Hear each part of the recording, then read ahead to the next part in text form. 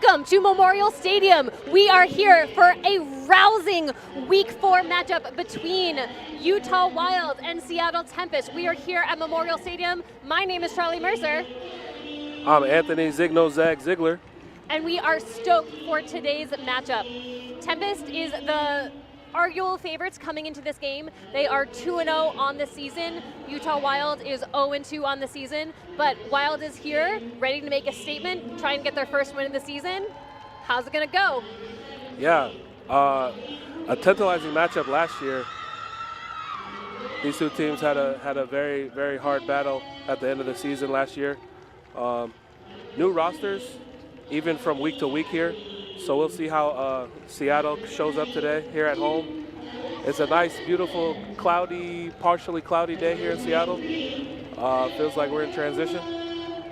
Yeah. Oh, I'm just excited to be back. It's a nice day for some Ultimate. We are excited to have you.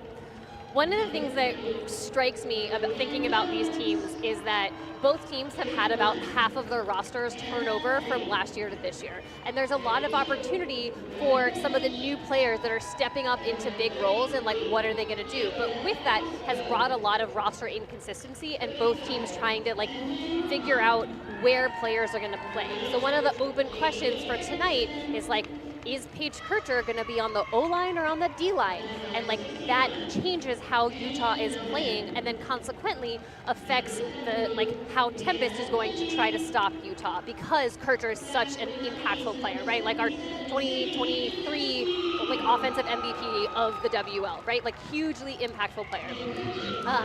Another thing that is I'm curious about is that Utah Wild had, for 2023 and 2024, all of their games were decided by 3 or fewer points. And that's whether they won or lost. But coming out in 2025, their first 2 losses were by big margins, 22-15, like they're both by, they're like 17-8, right? They're big margins. And so, like, which version of Utah Wild are we gonna see tonight? I know in the locker room they were talking about this like combination of grit and resilience. So their word for the day is grisilience. We are gonna play with grisilience today. I love a good combo word.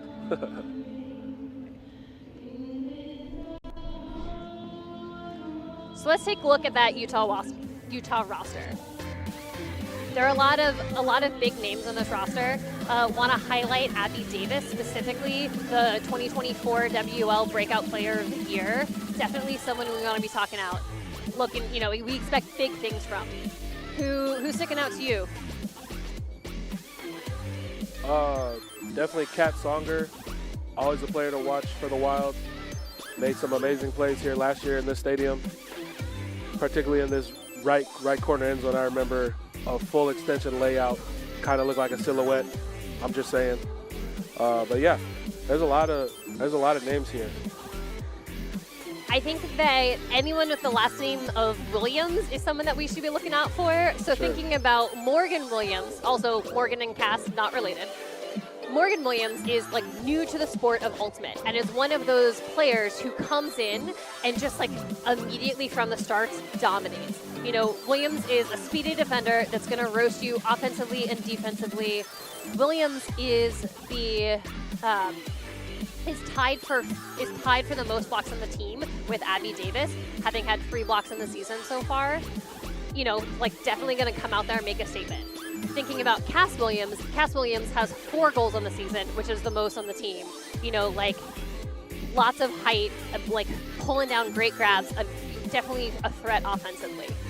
So there's, sometimes when teams travel, they don't have a complete roster, but Utah Wild is showing up in Seattle, and they have a full roster with a lot of talent.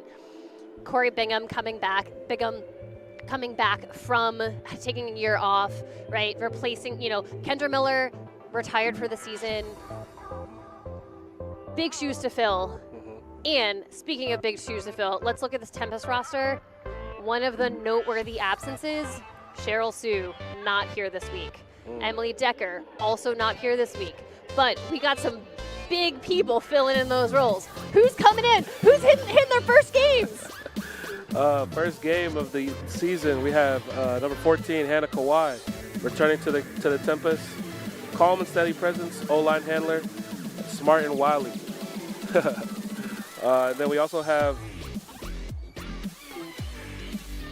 Nada Tremonti, yeah, who's coming in, played for Tempest last year, wasn't available for the first 2 games, and so is making their season debut right now, but is definitely a cutter to watch, has a lot of experience, lives in Spokane, so on the other side of the state, so has been commuting to go to practices when they can, commuting really far for this game, and we expect to, be putting up stats certainly for this game. Really trying to fill the shoes of Emily Decker. Decker has a plus-minus rating of +5, which is second on the team behind Julia Hasbrook, who has a plus-minus rating of 7.5. Julia was able to play in 2 games this season. Emily Decker has only been able to play in 1. So I think it tells you how big of the shoes that Nada Tremonti has to fill to be stepping in for Emily Decker. Taking a look down at the field, the poll has started, or the coin flip has started. Looks like Utah will be receiving, Tempest will be pulling, and they will be receiving in the end zone where they are looking into the sun. What are you excited about for this game, Zig? Yeah, I'm excited to see how the Wild come out here early.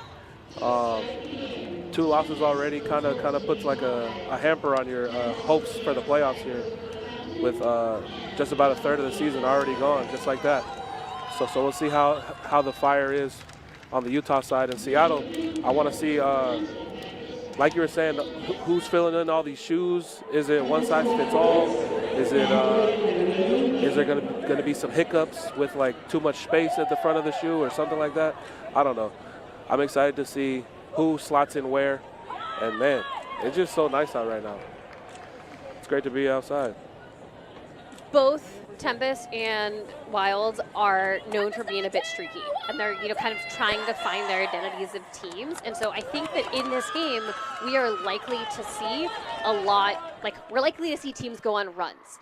I can see Utah putting up 4 or 5 in a row, and I can just as easily see Seattle responding with 4 or 5 in a row.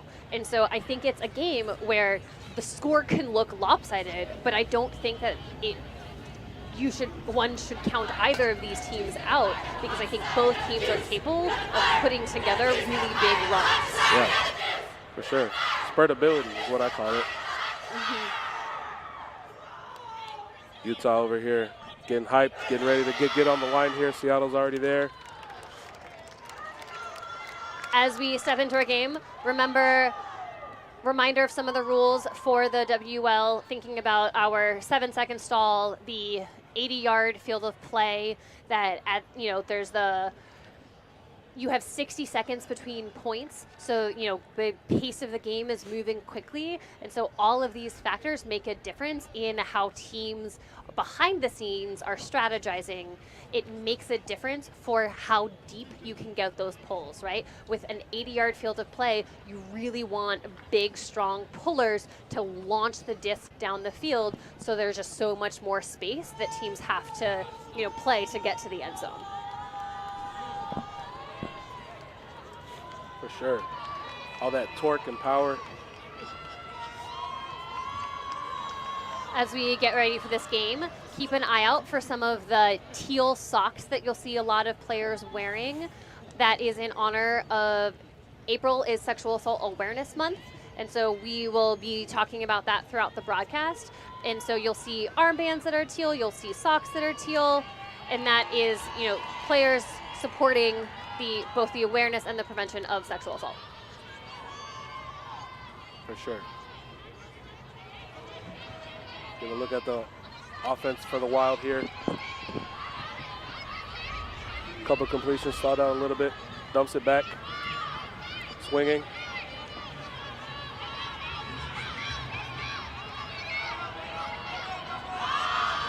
Shot goes up. With a little bobble, but comes down with it. Castique Williams drops it off. Haruznikova in the end zone. Gets us started early for the Wild. Jamie Erickson on Cass Williams is a matchup I think where you're going to get to see all game, and I am here for it. This is a really nice shot by Atwell. Cian Williams, great receiver, and Erickson gets a hand on it. And so kudos to Williams to have the wherewithal to catch the disc, calmly look up field. Kruzhnikovna streaking up line for that nice open side goal for Utah. Only a handful of passes, really strong start for the Wild. And I think this has been the statement of the Wild so far, right? In their game against San Diego, Utah came out really strong. They looked really crisp. And so Utah this season is having some strong first quarters. And so it'll be interesting to see if they can keep this up. But we're off to a good start for them. For sure. Now a chance to look at the Seattle O-line. Here's Kirkland. Looking downfield.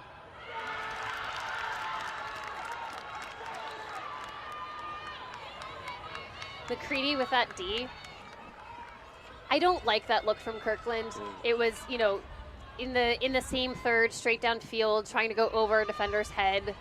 There wasn't a great angle on it. And nice D by McCready. Ooh.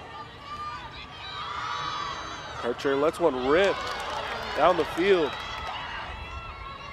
Ava Hayes looking for a recipient. Oh, off the bobble. McCready. Gets the bookends. Yeah.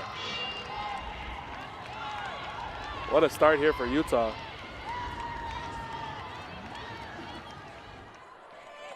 Nice work by McCready, able to, get the block. I think, showing how they're really such a heads-up player, able to see the space for that D. Oh, step through. Kircher really finding that space. Again, it answers the question, at least for now, Kircher's playing D. Who knows if that's going to stick?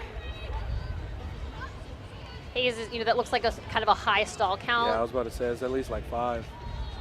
Kind of a bailout. I'm going to put it into the end zone, and McCready did a great job just tracking it, and even through the bobble, coming down and keeping hold of it. I'm interested to see how Seattle responds here.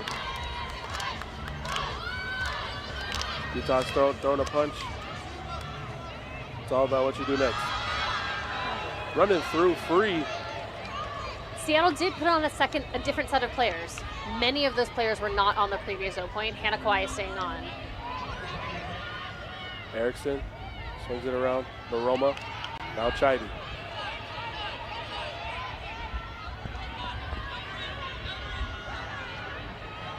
Baroma in the handler space. That's something new. Oh, drops it off. Hannah Kawhi with the bucket. First bucket of the game for Hannah Kawhi. For the season. I'm going to pause it. Will not be the last bucket of the game for Hannah Kawhi. And I do really want to give credit to Charlie Eide for setting that up. On this replay, watch how Eide is patient, looking for the disc, sees that Hannah creates that space and puts in that little opening. The eye contact between Kawhi and Eide really made that happening, and Eide being able to see that small window. It's a small window, yep, but is able to hit that. Call that a drive-through. So after 2 tries, Seattle gets a hold. Utah up 1 break. Yes. Jezerski on the pull. Get some good loft here. Seattle able to get down. It's a nice D by Russell, really trying to put pressure in the handler space. Williams uncorks. Oh, right through the bread basket. Norris unable to corral the point here. See Seattle with a chance to take a break back. First break opportunity for Seattle.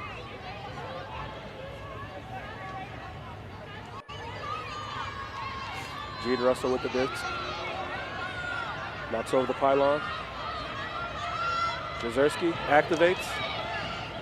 I want to point out that Utah's leaving the far side rail completely unguarded and sticking a person in the deep space. They're really letting Corey Bingham run that deep space. Gene Russell sends one. Jezierski comes down with it. Puts it out into space. Hey! Lauren Page. Table of contents. Whew! Sadie Jezierski, one of our players that we know can be a little bit hot or a little bit cold, but Jezierski is coming out hot. Hey. And when Jezierski is coming out hot, you just want to ride that train. Total trust throw from Russell. There's traffic, but oh well. Hey. 1 versus 3. Oh yeah. You know, and I love like the step throw and just kind of like floating it out to space for Lauren Page to run onto. Yep. Really nice work by Jezierski. Like this point is over. Seattle gets that break back. First break opportunity. That is a good conversion rate. We are now tied at 2s. And the first quarter is just starting. Whew. I feel like there's a lot that's happened already. Wild O-line. Moving it. Streaking up line. Terpstra. Pick call downfield. We love hand signs. Keep in mind that when there is a pick call that is on the field, there will be a 4-second pre-stall that happens. So the way the pre-stall works is that the thrower for 4 seconds cannot make any throwing motion, but the players downfield can start moving before the disc is live and before the stall count starts and before the thrower can start any sort of throwing motion. So that is your pre-stall that's happening now, and now the disc is live.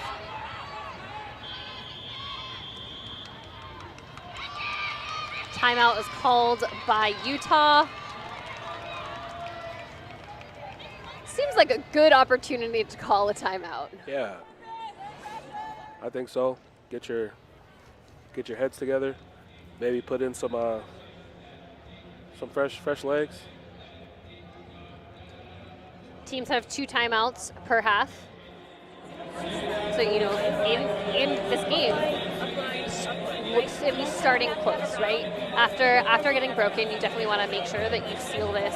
So you want to, make sure you have a game plan, have the cuts. Something that I think is interesting for both of these teams is that they have a variety of offensive sets. Yeah. And so because Tempest is playing sometimes in a horizontal and sometimes in their sort of split side stack, and that Utah is playing sometimes in a vert and sometimes in a hoe, it does give the ability to switch up your offensive structure coming out of a timeout. So, the Wild was just in a vert stack. So now, right, like if I were Tempest, I would be planning for maybe some sort of clam off a vert stack. But what if they came out in a hoe stack? Doesn't look like they are. But that's what I would do. I would switch up my offensive structure. I would take that as my advantage. Seattle playing tight person here against Utah's vert stack. Yeah, we'll see how it works for them. The zipper play. Woo-hoo-hoo-hoo! Coming down with the Amy Norris. Hello. Boost it to Amy Norris. It's a good play. Yep. Get the disc in the hands of who you want it to be in. I go this way, you go that way, and you go deep. Really beautiful wind-up. And really great placement. Oy. And noteworthy, the player guarding Norris was Anna Petty, nicknamed AP, and AP is one of the block leaders for Tempest. Is a rookie this year, but is really speedy, and so is not a player that has a bunch of names. like it doesn't have a ton of name recognition, but they are leading leading Tempest with 4 blocks, which is the most on the team so far this year. So she is a solid defender. And North did a great job.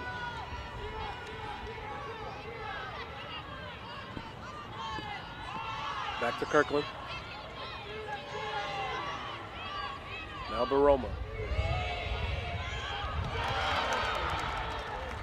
Foul on the throw. Question mark? That is what Kirkland is signaling. It's coming back to the thrower. Looks like it's coming in on 4. Does look like a contested foul.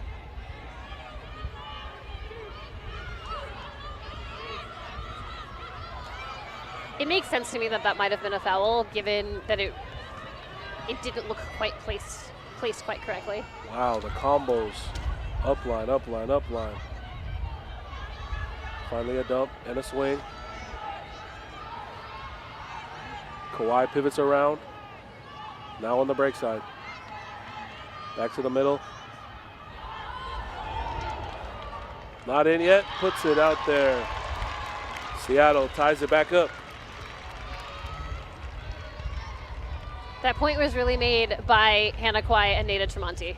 You know, like their work outside of the end zone, you know, Hannah's ability to just step around any mark and, you know, get those breaks off. Nada seeing that space, driving up line, then throwing the assist.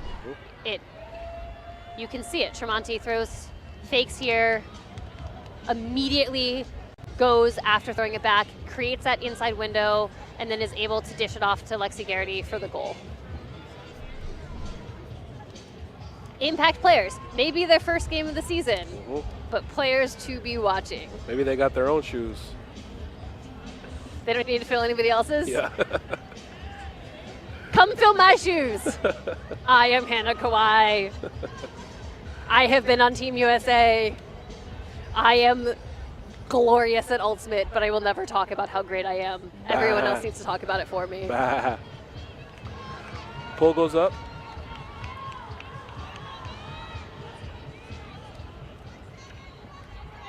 Songer picks it up. Slashing through the middle. Gives it back.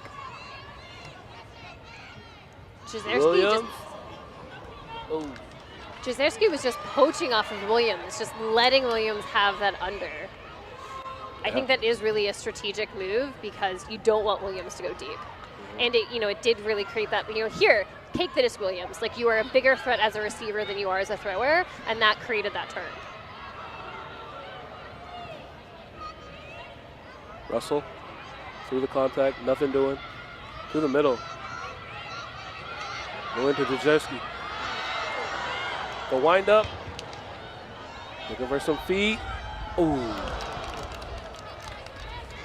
Props to Siona Antolin there for that footwork, right? You could really see the awareness of the line. Like, can I get it and stay in bounds?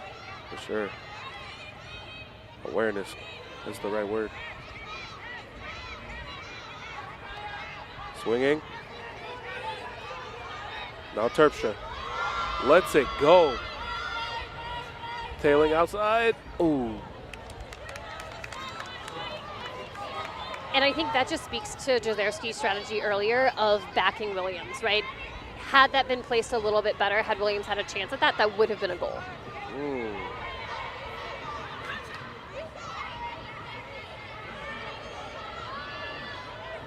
Now with the forehand this time. Hey! Lauren Page. Not in called for the win. Still not in. Jean Russell on the doorstep. Is anybody home? Gets it right back.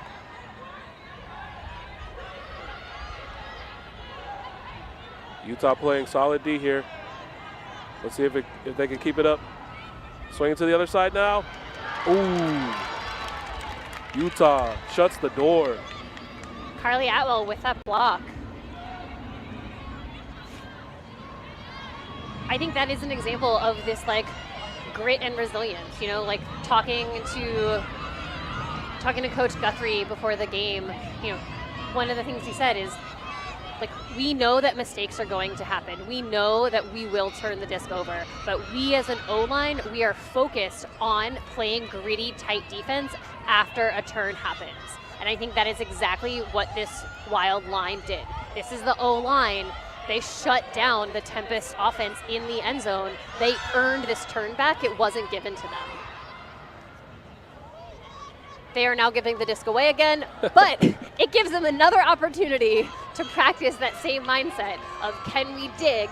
Can we continue to play gritty, to focus on that tight defense? What is within our control? How hard we work, how tight we are, that is within our control. For sure, and now Seattle has to go the length of the field the other way after just grinding on defense. Now Russell.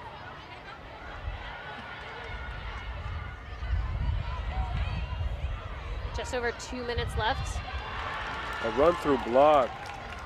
Abby Davis, breakout player of the year for 2024.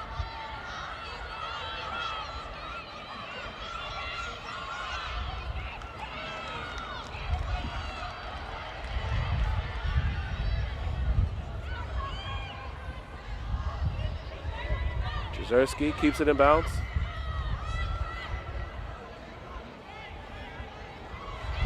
Somehow gets it off. And Seattle takes this back and forth point. Hey, Siona Antolin collects. From Jolene Chang. I believe that's Jolene's first assist of the season. I think that point was really, I love Siona Antolin showing the shine coming off that point. This point got messy. You know, this is, Sadie gets it, is putting the disc out. It's sort of a huck and pray move. And I think that Jolene Chang did a great job trailing, like not the intended receiver, right? Brogan Jones was the intended receiver, but is picking up trash. And that drive from Antolin, that youth of like, I'm so young and happy to be here, and just pushing downfield to be able to close that. Like, that is the epitome of driving deep and like, or digging deep to keep driving when you are tired after a long point with multiple turns. For sure. Roller pull. Wild setting up their response.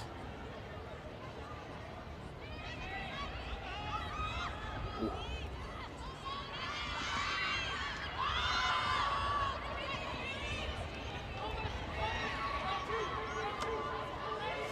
Seattle now, break chance.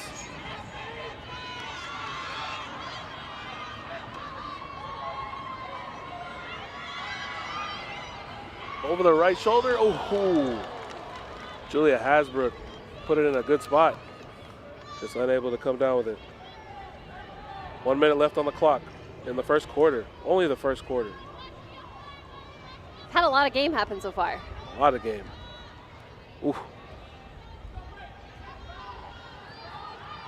Pick called on the field. Play is stopping. You can see players regathering themselves. Trying to figure out where the play disc resets to. I think that is part of what happens when you are playing a vertical stack. It does create more opportunities for pick. When we see teams that are running with the horizontal, running with the split, you don't have as many players all cramped together. Ooh. Keeping it in bounds. Wild sending one.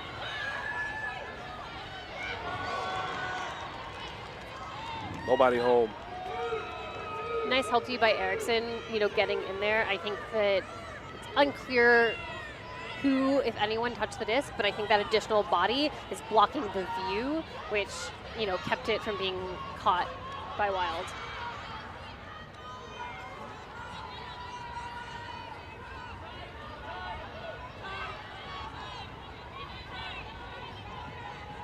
Hey! Jamie Erickson keeping it alive for Seattle's break chance. Last possession here for the first quarter. Swing it around.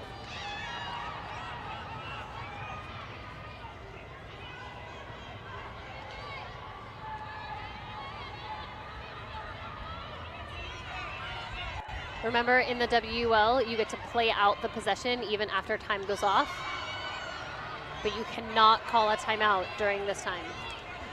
Back to Cushy. Ooh. Living on the break side. Hasbrook. Hey, to Cushy.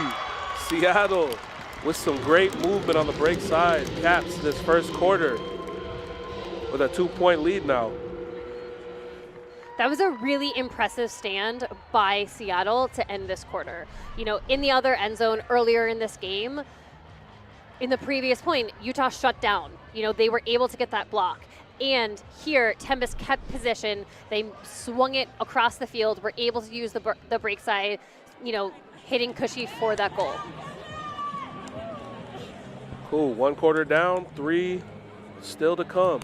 I'm Zigno Zag. I'm Charlie Mercer. And we'll see you in the second quarter.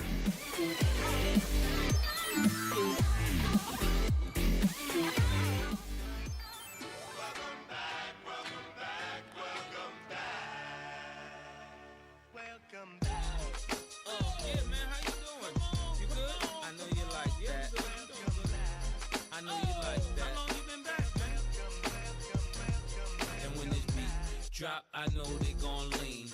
World debut, I know they gon' fiend. Everything Mississippi to the Palm Springs. Girls from brunettes down to blonde queens. You know you like that. You know you like that. You know you like that. You know you like that. You know you like that. You know you like that.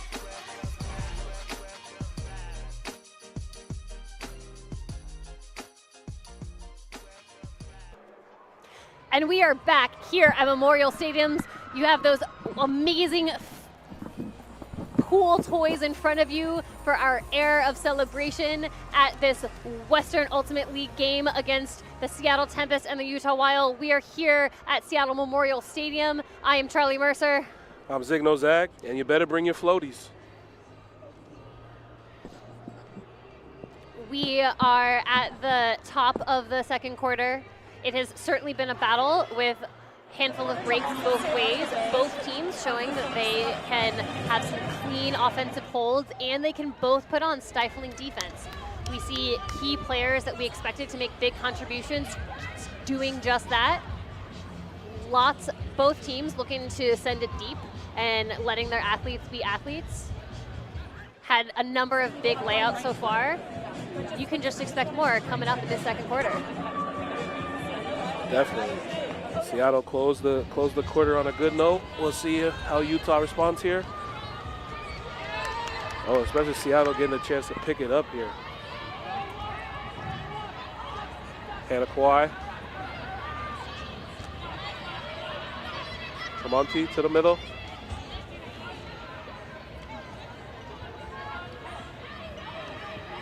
Looks like Seattle's picking it up here. Their cutting combos are looking crisp. Kirkland sends Kawhi to a spot. Hey, keep it in bounds. 14 problems equal 1 bucket. Kawhi. Can't stop Hannah Kawhi. Was it just me, or did it look like the cutting downfield was more like in sync right there? It looks really clean.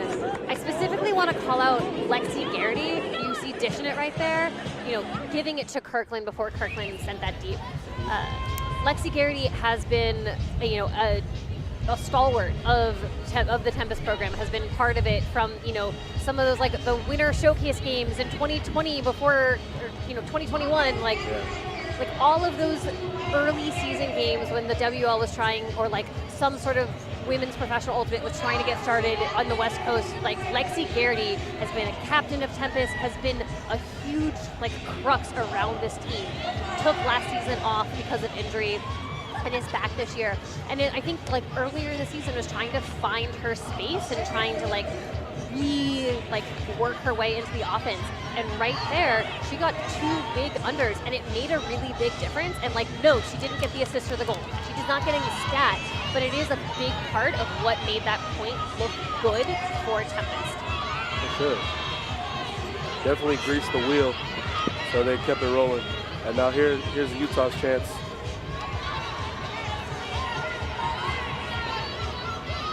Ooh, good spot out to Williams. Williams up to Terpstra. Gene Russell, unable to make a play. Terpstra brings it in for the Wild. Steadies the ship there. When I talked to Coach Guthrie before the game, he said that one of their offensive strategy points is that they wanted to move the disc laterally across the field. And I think that, you know, that's what we really see here. Like, they are on the far sideline to the middle of the field. It's a big wide swing to the near sideline to Williams, who then is able to put that out to space. And Terpstra is in front of Russell because it's on that break side. Because they moved the disc laterally, then they were able to find that space to shoot it downfield in an advantageous position for their receiver. And so, you know, like, that is the strategic mind that is then being executed that leads to a point on the board. As a coach, you're like, yes, I did the thing. You did my plan and it worked. Gold star for me. And gold star for Utah.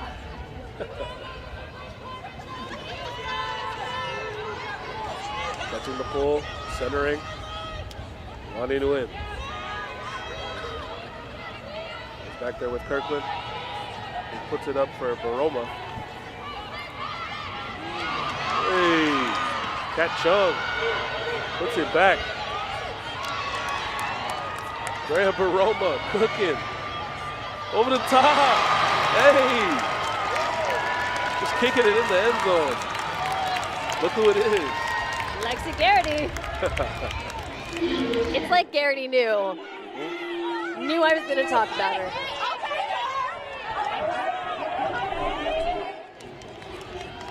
I'm really liking seeing Baroma around the disc more.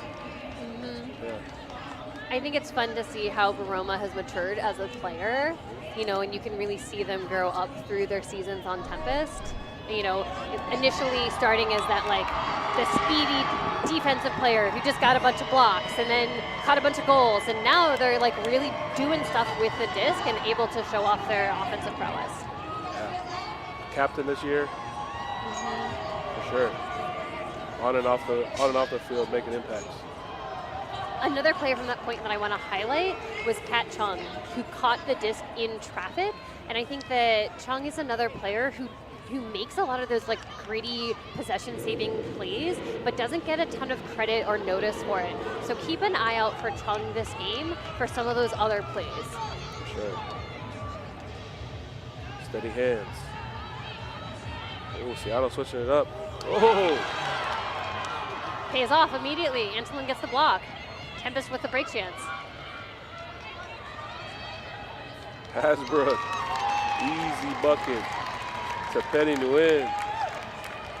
It's not a penny, it's a dime. That was good. Oh.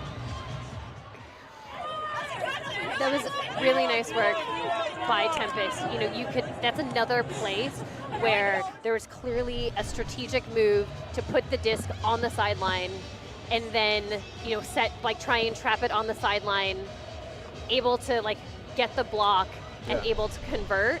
Nice work. I think like you were saying, like Utah really wants to work it laterally, so giving them that lateral with a different look from behind, and it worked out perfectly. Just at the beginning of the second quarter, Seattle is up 8-4. That, you know, looks very different than we did at the beginning of this first quarter. Yeah. And does speak to the trend that we've seen from Utah this year, where they're able to come out hot, able to hang with teams in that first quarter, put up some really clean points, and then other teams are able to kind of build up larger buffers.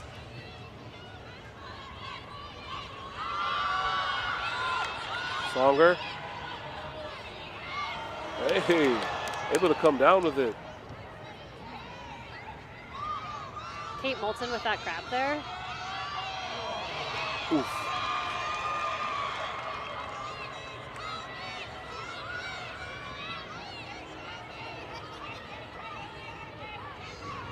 Seattle now, break opportunity to add to their lead.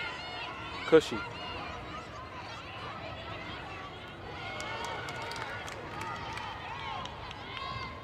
Unable to corral it in. That was Jesse Crowley whose head it went over for you to get the pun. Shady. No. Songer. 5 yards out now. Over the top with a nice throw. Moulton with that score. 30 hold for Utah Wild, but we'll take it at this point. Really nice footwork by Kat Songer. You know, I think that is another hallmark of Songer's play, like able to have that awareness. You know, there's that, gives it to Williams, driving upfield, able to get it back. Williams doesn't quite have the touch they need on that. You know, Eide almost gets that block, but Songer is able to keep it in bounds and get the catch, and then throw that, you know, like high release into that middle. You know, Sure. Songer definitely made that possession happen, made that goal happen for Wild. A gamer. Songer has some roots in Seattle, lived in Seattle for a little bit, has been down in Utah for a while. When I was talking to them before the game, they said that they are finishing the 3rd year of their residency program and they have signed on to stay in Utah. So they're there for the next little bit. They're not coming back to Seattle anytime soon. So, you know, they will continue to be able to tear it up in the field. Hannah Kawhi. When in doubt, Hannah will figure it out. Dumps it off to Kat Chung. Seattle holds.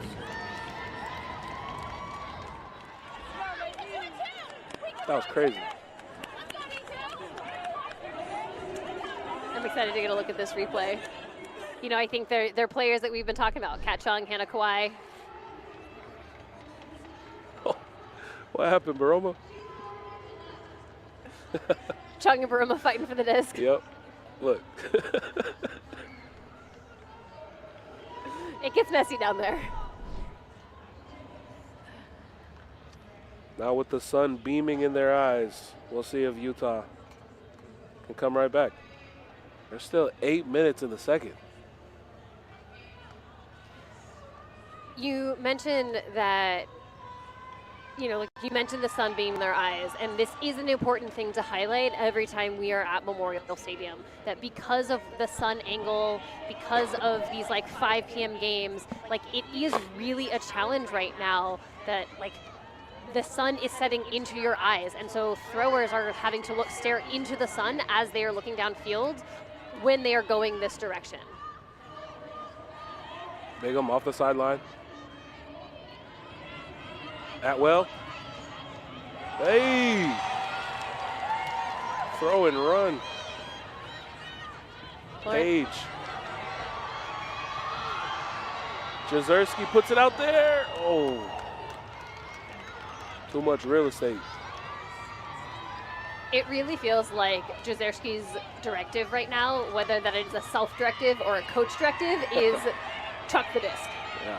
Touch the disc, chuck the disc. Big hanging. Ooh. Good read there, but nothing doing.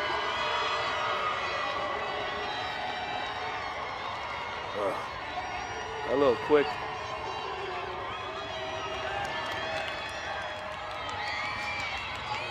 Songer picking up for Utah. Shimmy over the outstretched hands, but Terpstra gets a goal for the Utah. Messy hold, but it's a hold. Hey, you know, it is what it is. We're also going for that with 2 hands. Almost seems like it actually would have been easier to catch 1 hand. Songer really, you know, takes advantage of that transition offense. Terpstra driving, you know, sees that space, you know, and I think the fact that Russell was being, like Russell and Terps were guarding each other, and Russell, you know, is the one who didn't complete that throw. Terpstra is like, okay, my player is kind of off, they're lagging, there's my opportunity to drive, and, you know, created that space with their legs. For sure.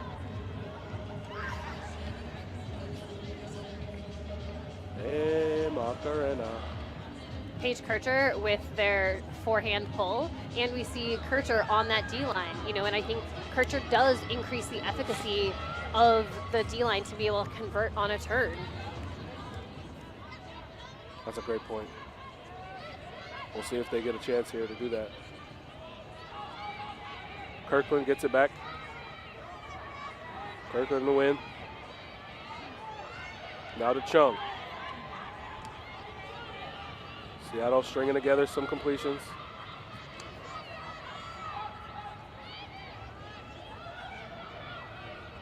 Aroma stepping through, dumps it off. Ooh. I was just thinking about how I really liked how that Tempest O-line was flowing with each other. And it does look really clean, you know, and execution errors happen. Like, that was not about the spacing, it was simply an execution error. And it's giving Utah Wild the chance.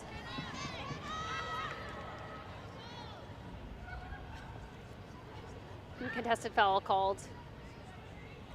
I think that's a good foul. It does, you know, I do think that the contact prevented Shelby from catching that. Bottle lie. No contact there. Not in Kawhi's house.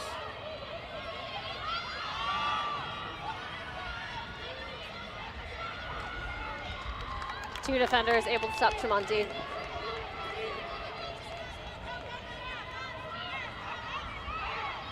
Starting to get into a little bit of a position where we're playing a lot of, you know, trust ball.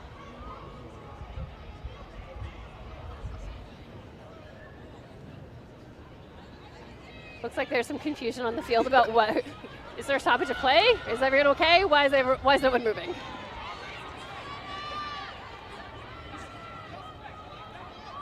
Wanting to win, Cat Chung.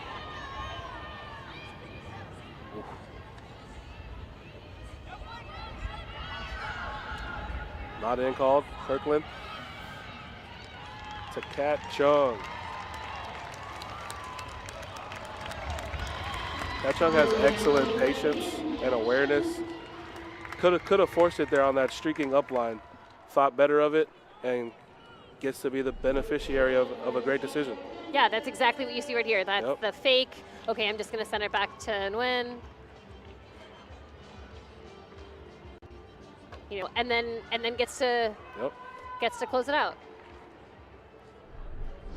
I think another player on this O-line, you know, is Lonnie Nguyen, who, you know, has been part of that handling core with Hannah Kawhi and Alexa Kirkland. And I think that, you know, Lonnie Nguyen, distinguishing from Penny Nguyen, also on the team, you know, Lonnie is a player who throws and goes and drives with her legs, and I think that's what we were seeing her do there outside of the end zone. And Lonnie doesn't, like, rack up a lot of stats, but is one of those glue handlers that keeps the ball moving to allow, like, the showy plays by everyone else.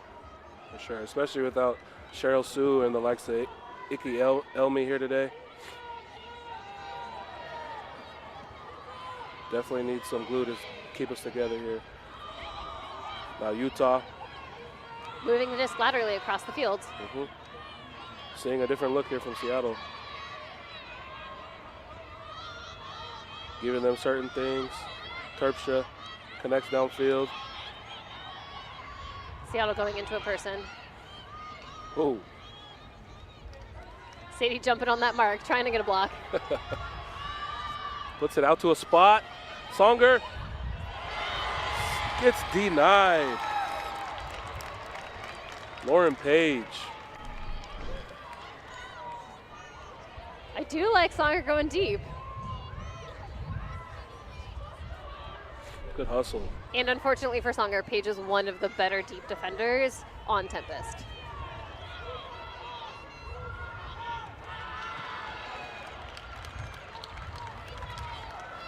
Nice D by Abby Davis. Great pressure. Songer on the sideline.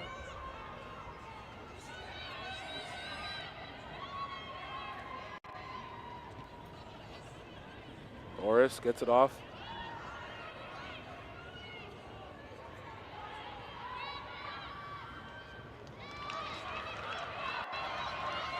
Nobody home.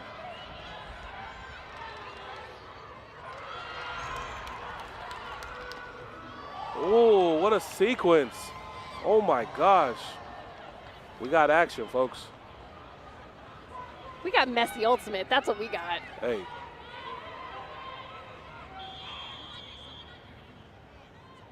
Timeout call. Good timeout call.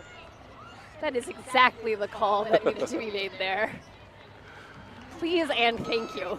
If I were the coach of both teams, I was like, y'all, clean it up. Take a breath. For sure. Let's use this timeout opportunity to give a shout out to Audrey Selfridge.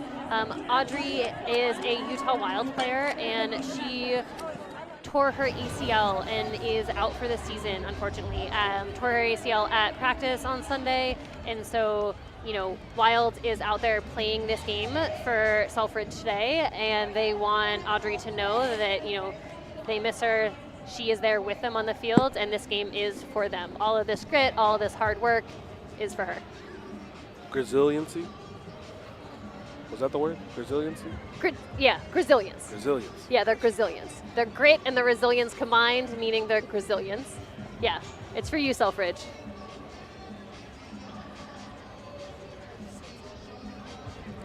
Another thing that we want to highlight for Utah is that they have this kind of like intern coaching program. And I had an interesting conversation with Ben Guthrie before the game about, you know, like, what does it mean to have 3 male coaches for Utah? And, you know, you have 3 men's coaches for a women's team, and talking about the scarcity of coaches in Utah, and you're trying to develop them, and that like part of their intentionality in the decision as a board to have this position of intern coaches is to help develop coaches, and particularly coaches that identify as women or as non-binary individuals. So I think, you know, shout out to Utah for being intentional about those choices. Oh, Drea Baroma takes 2 stabs at it, but counts all the same. Seattle collects another goal.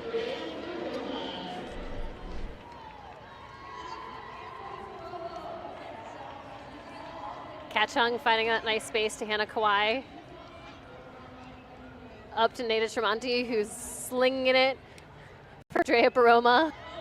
You know, the pressure from Morgan Williams there forces Baroma to go up early. That is, you know, good D by Williams. Mm-hmm. And, you know, like, props to Tremonti for putting the float on the disc to give Baroma that second opportunity, and props to Baroma for, like, you know, continuing to track the disc and having the wherewithal to, like, go get it for that second effort to be able to turn that into a goal. For sure. Just over 2 minutes left in the second quarter. Seattle with a definitive lead, up 11-6 over Utah.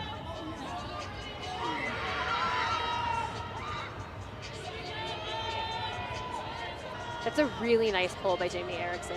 It's almost the full length of the field. That's one of the best pulls we've seen so far tonight. Songer now. Plays catch with Terpstra.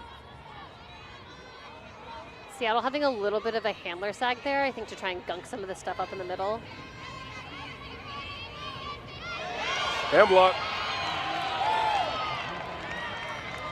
Jamie Erickson. Oof. Williams doing what Williams is best.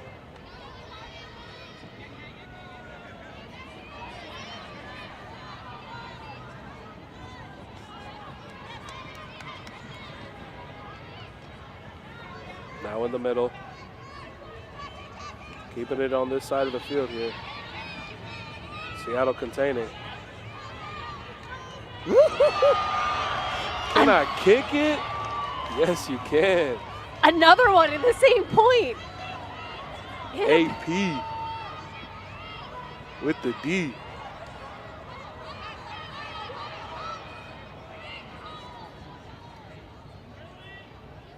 Offensive foul called. A little push off. Mm-hmm. I think there was some extension. I couldn't see how much though. Yeah, you don't really see offensive call that much. And I appreciate when they do happen. You know, like I think certainly in this case it would make a difference to the outcome of the play. You know, Cushy going to the break side, if there is a push off, does get an advantage. Mm-hmm.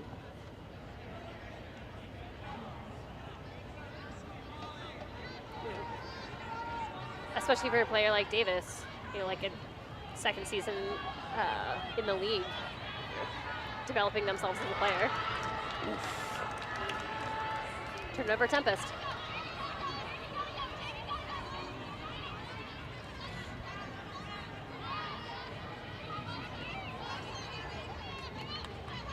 Keeps it alive.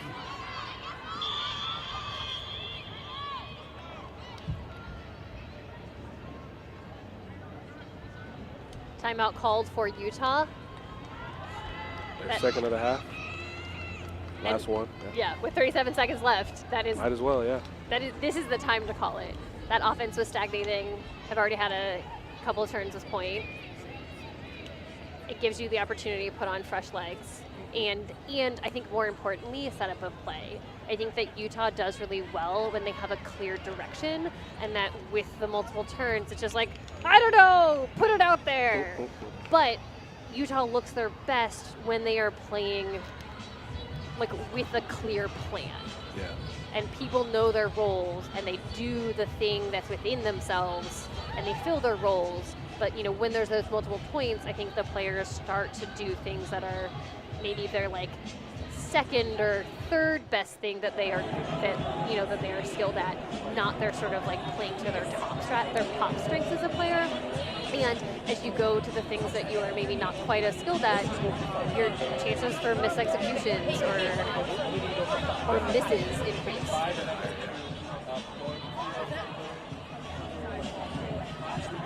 I think it's also another opportunity for, you know, thinking about Seattle. Like, they have a number of junk sets. You know, are you going to come out with this type person and put on a lot of pressure because we think people are tired? Or are you going to try and come out with some sort of, you know, handler sag or junk something to muck up some of the throwing lanes?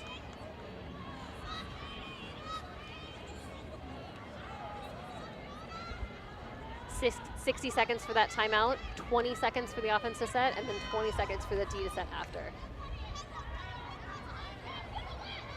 And we're back after the timeout. Looks like Seattle did muck something up with a chance here right outside the end zone. Erickson into the breadbasket. Seattle takes advantage. Now doubling the score of Utah with only 25 seconds left in this half. Brogan Jones with the goal. Brogan Jones is, one of the players that the coaches highlighted, the Tempest coaches highlighted before the game as someone who's just on this like really incredible growth trajectory.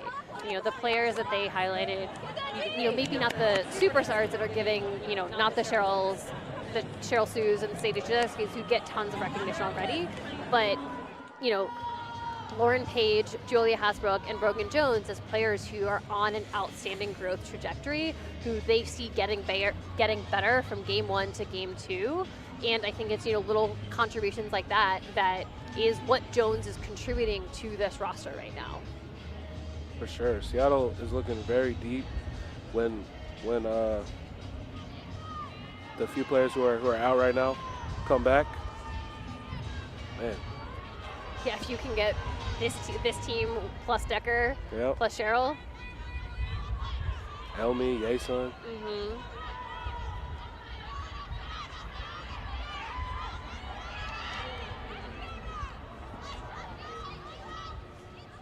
Keeping it alive.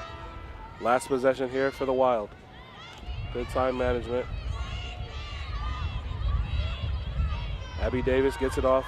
Songer lets it go. Comes down and in the end zone. Kira Haruzhnikova with the goal. Really strong work by Utah here. And I really appreciate by Haruzhnikova for what they did there. They like took a step in to drive the Tempest player out of the way, and then that created the space for them to take the step back, which is actually where they wanted to catch that. Like Haruzhnikova created that goal catching space for themselves. You know, like nice work there, and that that gets another point for Utah Wild, keeps them from ending the half having their score doubled. For sure. Yeah, at the end of one, Utah Wild 7, Seattle Tempest 12. I'm Zigno Zag. I'm Charlie Mercer. We'll see you in the second half.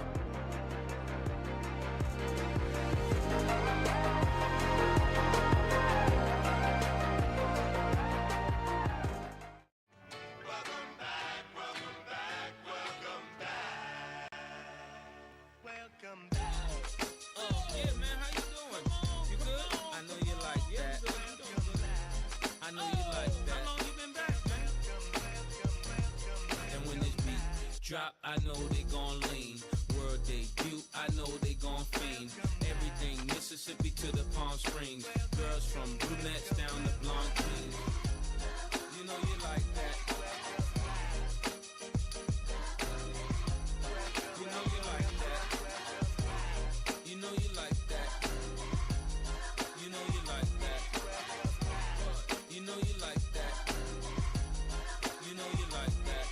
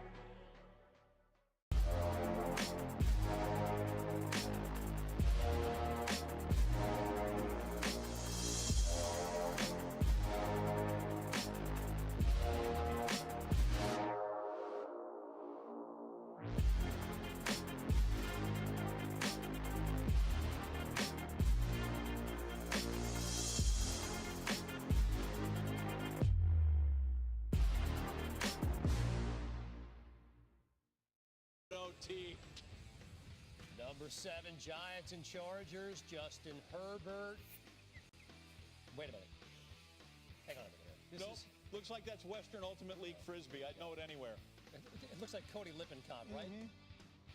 Laying out, well done. All right, so I'm going to just guess.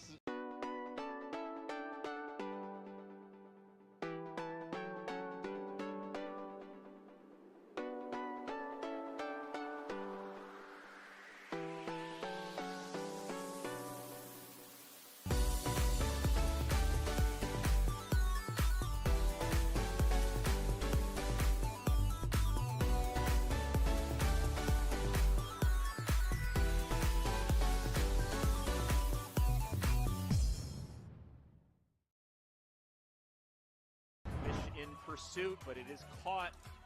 Teresa Zettner.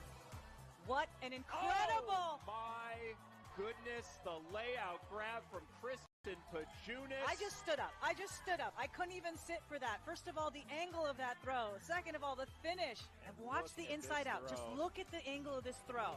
What a great grab. Welcome back, welcome back, welcome back. Welcome back. Oh, yeah, man, how you doing? You good? I know you like that. I know you like that. How long you been back, man? And when this beat drop, I know they gon' lean. World debut, I know they gon' fiend.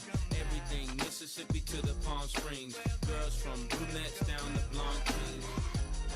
You know you like that. You know you like that. You know you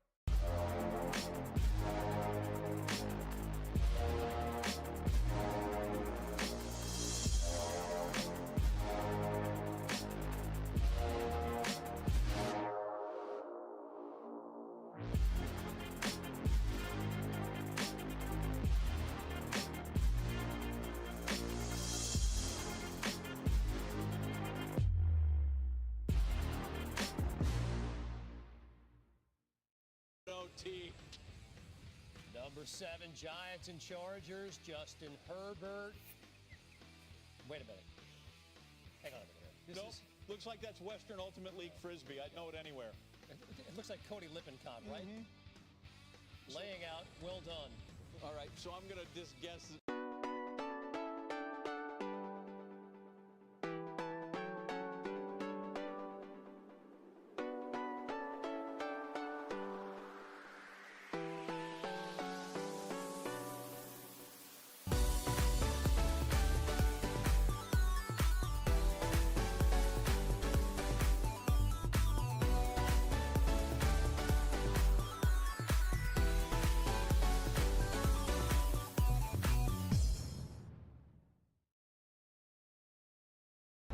In pursuit, but it is caught.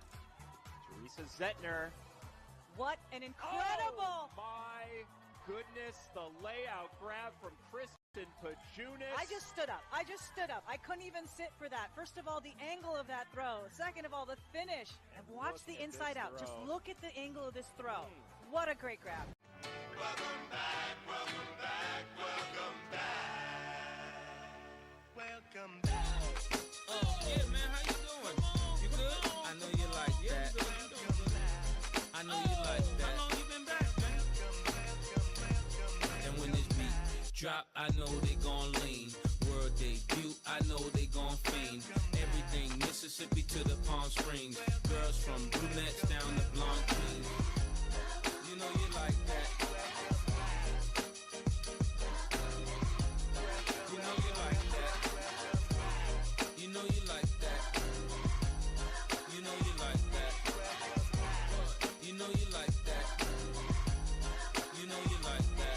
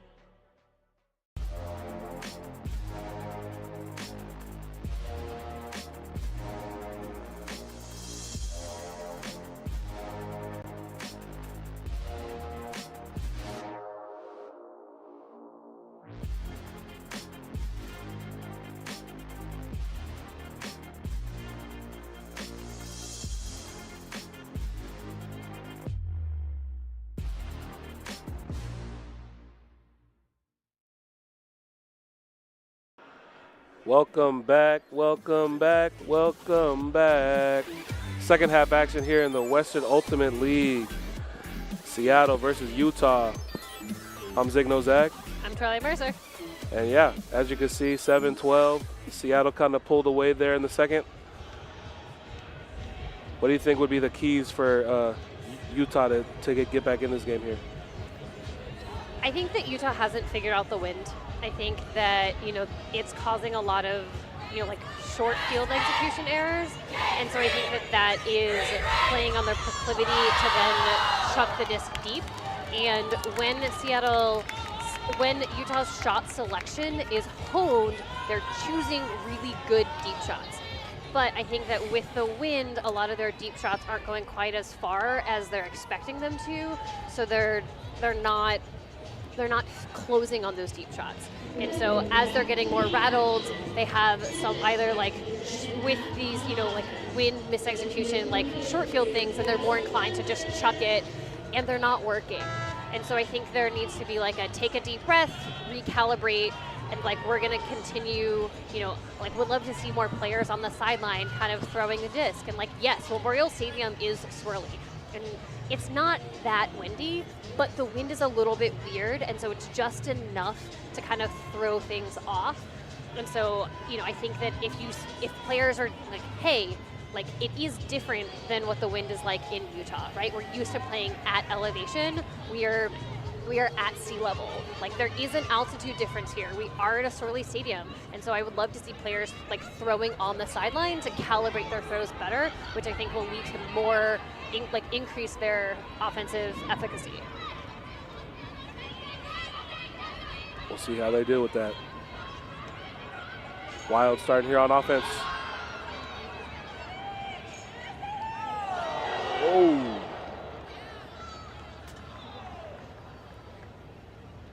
Moulton calling that foul on Jezierski. Jezierski clearly looking toward the observer to make a ruling.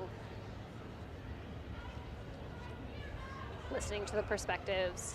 You know, I imagine that what Jezierski is saying here is like, I think that I had my positioning. I think I got to the disc first. Observer is ruling. I imagine what the observer is saying, probably what Moulton's argument is that yes, you did get the disc first, but you only got to the disc by going through me, and because you had that contact through me, then like that made it a foul. Yellow card being implemented. Oh. I think it's probably the right call. Jezierski did go through Moulton there.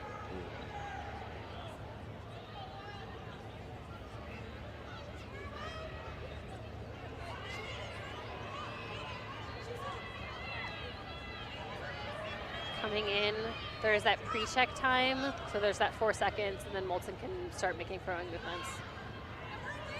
Seagulls on the field. Those are not the disc. Oh. Davis.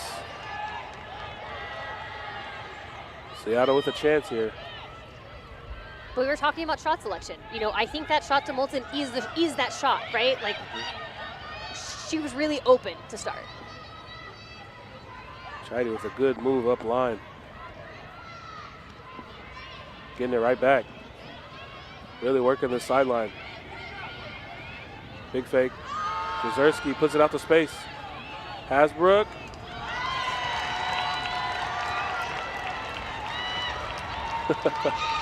We got Gritties in the slope.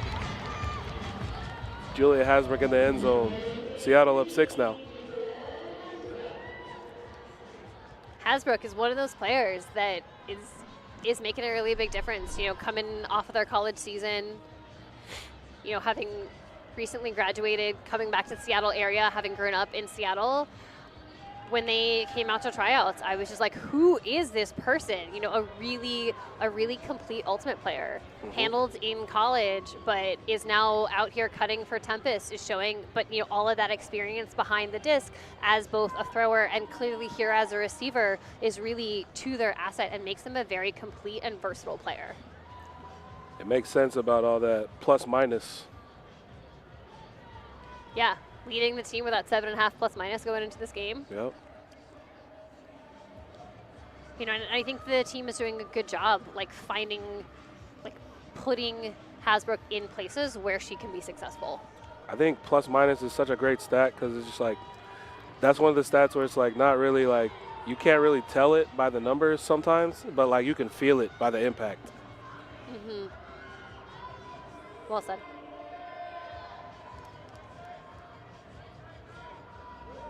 Landing out of bounds.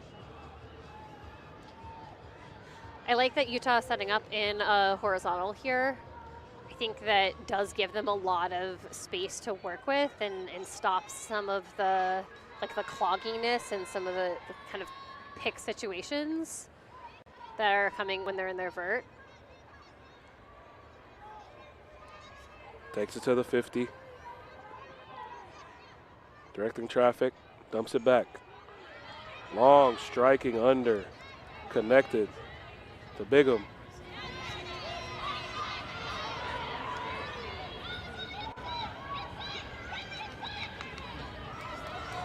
McCready puts it to a spot. Wild.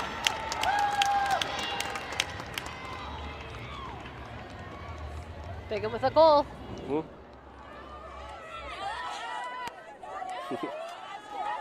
I think taking a moment to talk about the impact that Bigham has on this roster, you know, wasn't playing last year, but, you know, like here has the disc as a, you know, gets that big under, is able to push it downfield to Atwell and keep driving to get it back you know, really, when you're talking about complete players, like, we don't have complete players just on Tempest, right? I think that Bigham is another example of a complete player, someone who contributes offensively, defensively, as a thrower, and as a receiver.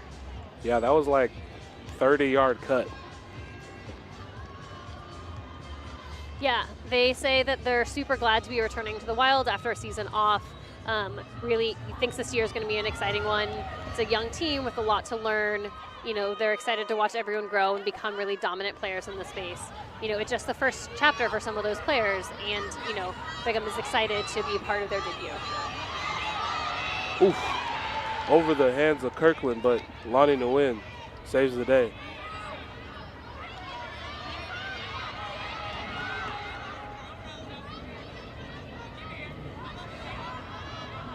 Baroma puts the brakes and then the gas pedal. Cat Chung resets, now in the hands of Kawhi. Flipping the field is Baroma. Good little dishy up the line. Lonnie. Hannah, Drea. Ooh. McCready gets in there. Another chance for the Wild. Looking it into the hands. Oh, outstretched. Ava Hayes. Lober. Oh, Garrity almost with a heads-up play.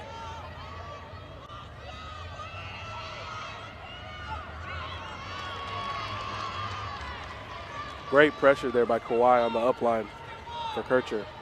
Gets it back for Seattle. And I think that's another example of, like, the disc not doing quite what it was expected to do.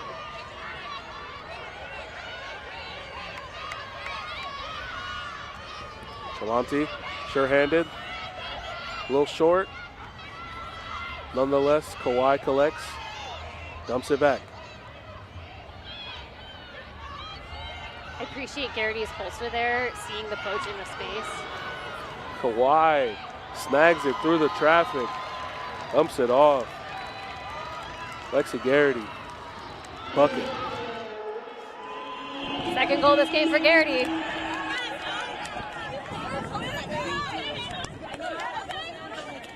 Kawhi kind of took over that point there.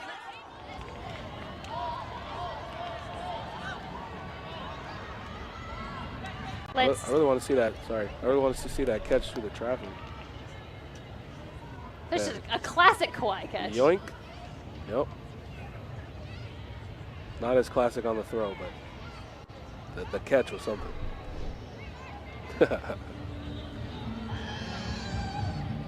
Yeah, as we see those players walking off, you see a lot of them wearing that blue scrunchie. So I just wanted to come back to that, you know, this is, you know, April is Sexual Assault Awareness Month.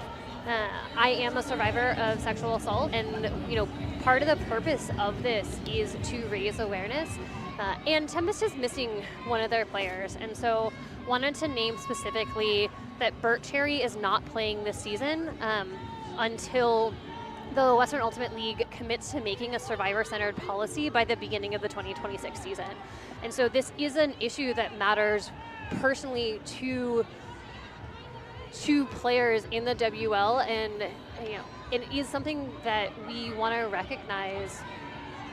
And it's a challenging issue to talk about and can sometimes feel like it's not family friendly, or what does it mean?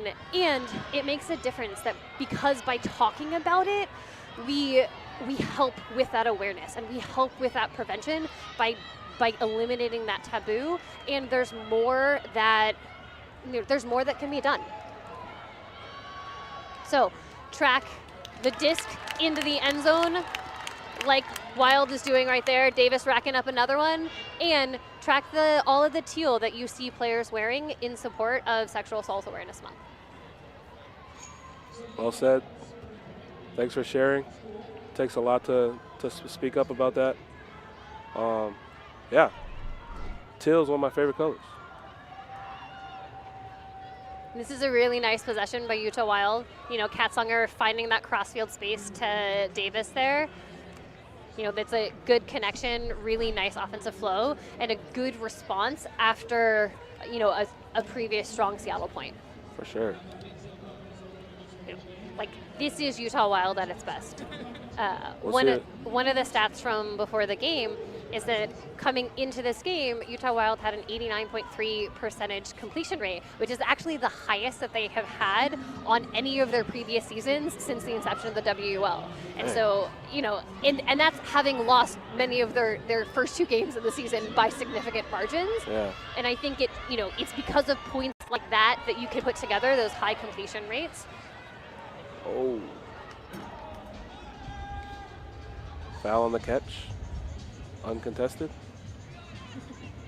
Play goes on. Kirkland striking, gets it back. Tremonti. A low riser, Kachung. Oh, just out of the hands. You miss every shot you don't take. Ah. That for sure would have been our discraft play of the game, but man.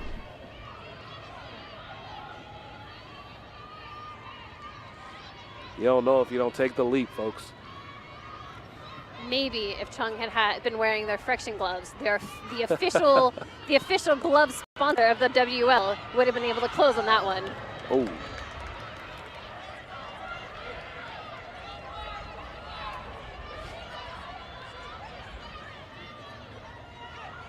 That disc has vacated the premises.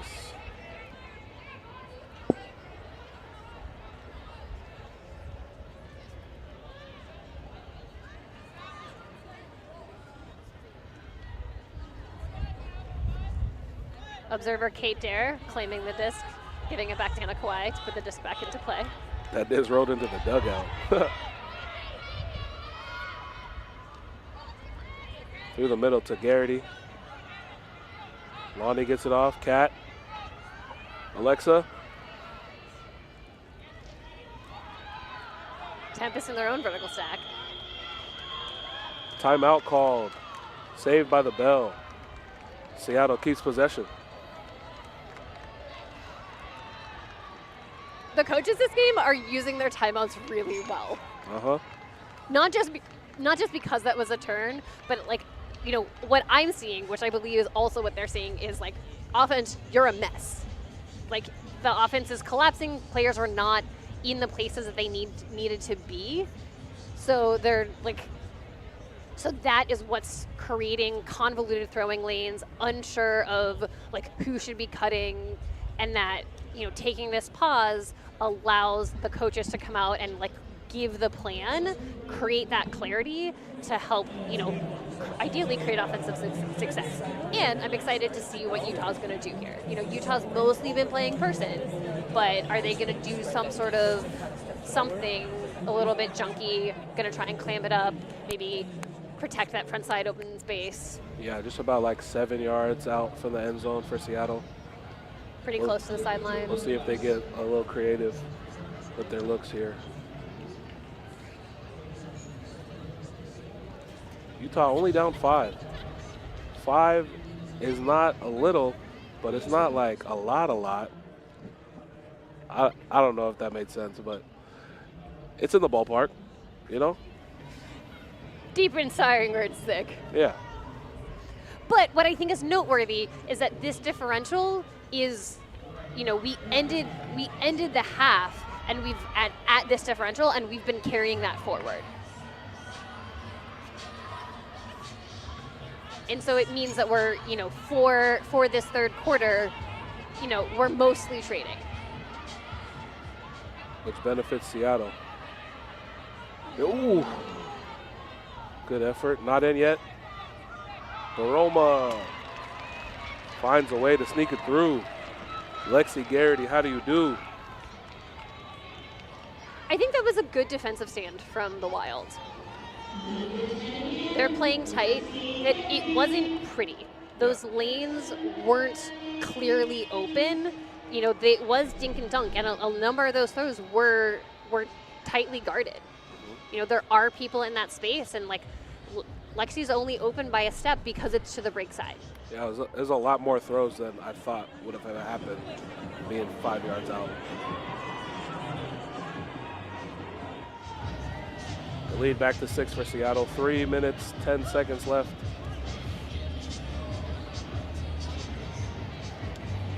It's a party here at Memorial Stadium. People hanging out in the stands, playing games. Speaking of games, before this game, do you know what Utah Wild was doing? What are they doing? They were playing Keepy Uppy. Whoa, what the heck is that? Keepy Uppy is a game where you are trying to keep a ball, or in its origin, from Bluey, keeping a balloon up in the air. And they had a ball, they were in a circle, and as part of their warm-up, they were sort of casually playing Keepy Uppy, trying to keep that ball up in the air as a group. Nice. And you know, like that kind of like fun and camaraderie, I appreciate that from the Wild, especially when it's accompanied by Kat Songer's amazing bids. Give me that. Or Jolene Chang's hand blocks. Dang. Chang. Hey! Gotta pair it with a goal. Sadie Jezierski puts it on a platter. Lauren Page. That should be our discredited play of the game. That grab by Jezierski. That was crazy. Like backward and then to stand up and immediately throw a leading goal to Page. Wow. Man.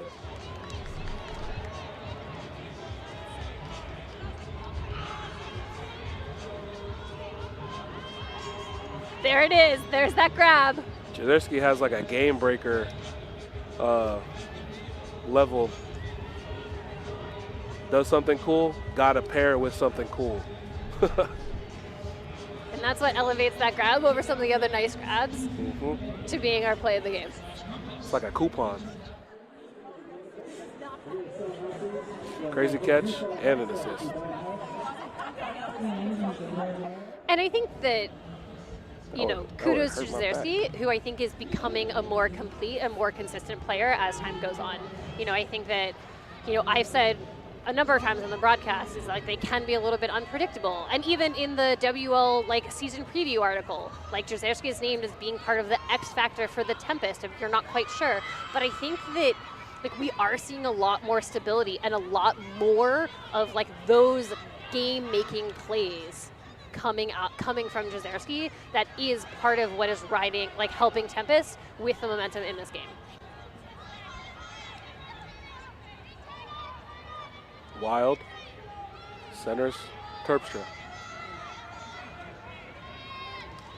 Getting active at the front of the stack. Oh my gosh. Wow. Jeez.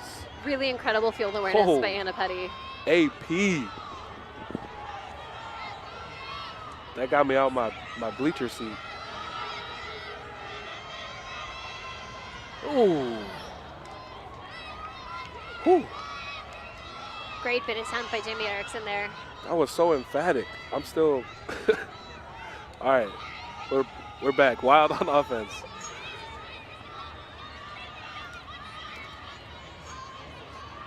Atwell gets it off and then gets it back.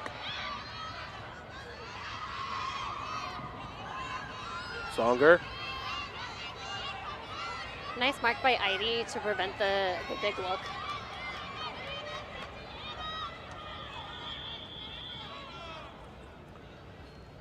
Timeout called. Utah. First of the half for them. Clearly called because you have 44 seconds left in the quarter. You know, like if you manage the clock correctly, you don't give Seattle the opportunity to score, right? And right now, because Seattle started on offense in the second quarter, they will be starting again on offense in the fourth quarter. So you could sort of like lose a break in quote unquote by giving Seattle a chance to score in this quarter, and then they get to start again on offense coming into the next quarter. So, like, really strong strategic move here from the Wild coaches. Not, to give your like get the players you want on the line, because again, with a timeout, you can sub in whomever you want. But also because if you do this correctly, you keep possession.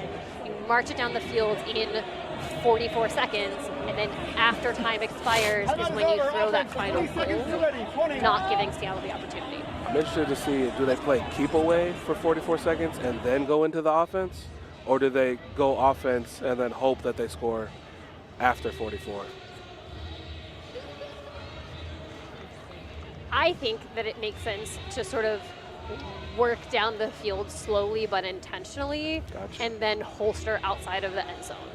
Because then even if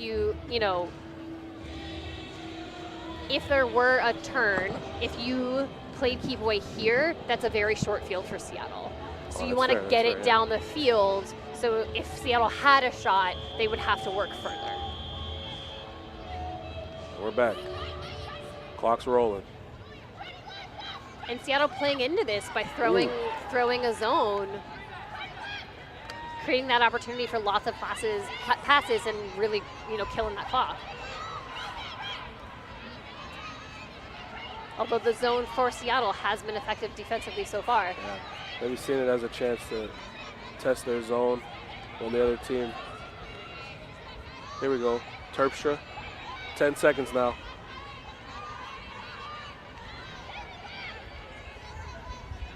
The same spot where the timeout was taken. There it is. You asked about which is better strategically. I think that Utah would have liked to send it down the field, but there weren't openings. Oof. Keeping it in. Bigham. Which speaks to the effectiveness of this zone for Tempest. Terpstra. Wild doing a really great job moving the disc laterally and keeping possession. I really like this rule of the last possession. They put so much intentionality in the last things of a quarter. I agree. I think it adds an element of strategy as opposed to an element of potential injury.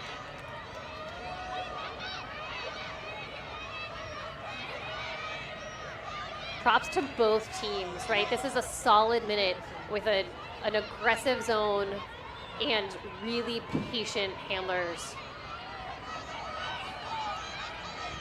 I'm so impressed by the Wild offense right now.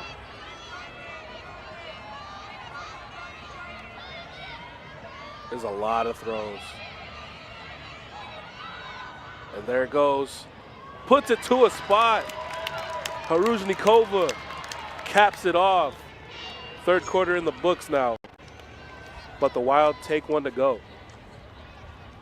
Really great work. I mean, that's clearly the weak spot in the zone.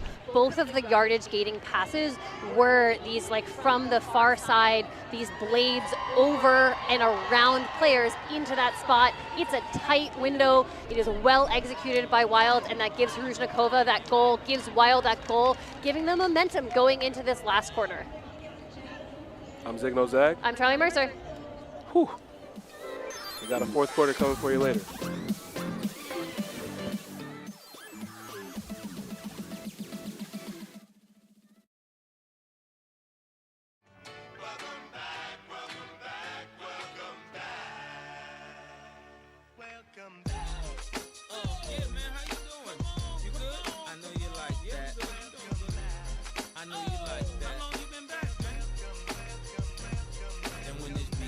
Drop, I know they gon' lean.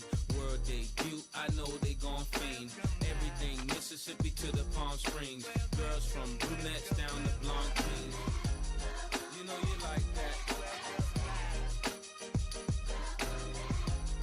You know you like that. You know you like that. You know you like that. You know you like that. You know you like that.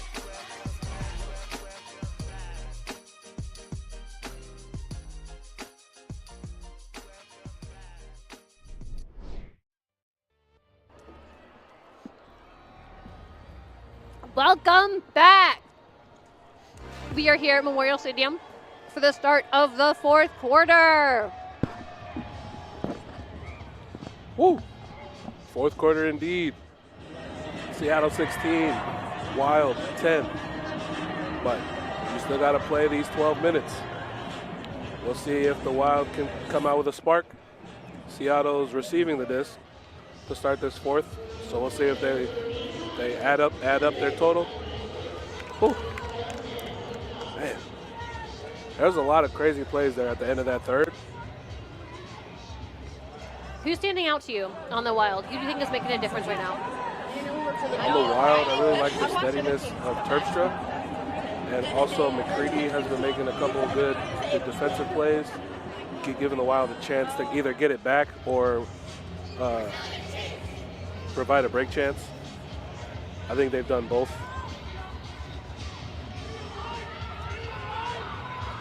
Other than the obvious, Kassonger, Kircher. I think Kircher's actually been a little bit quiet this game. Aroma. Off to Garrity.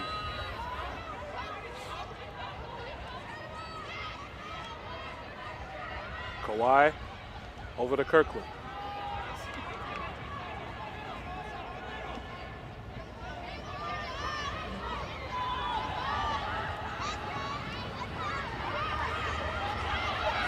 Seattle content.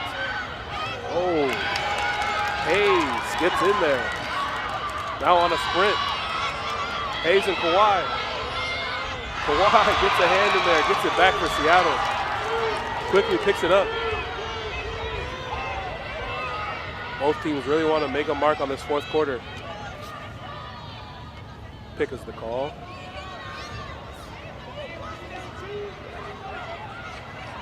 Which makes sense if you look at where all the cutters are, kind of in a bunch in the middle of the field. Would be hard to get to the person you're defending.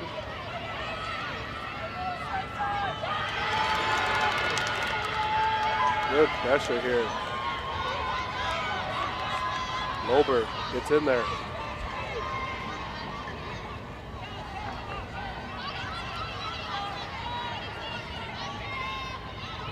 Utah now with a break chance here to start the fourth.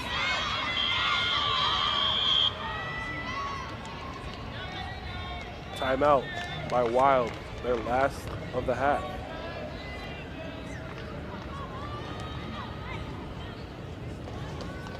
Well done. You know, you're watching that stall count rise, not seeing a great open throw, calling that timeout before one of your players but throws a turn.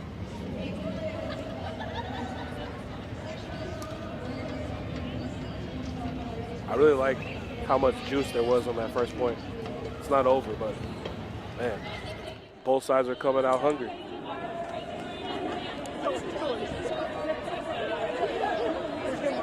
I mean, I think something to keep in mind for, you know, when we think about the importance of this game within the context of this season, keeping in mind the different, like the ways that you get to championship weekend.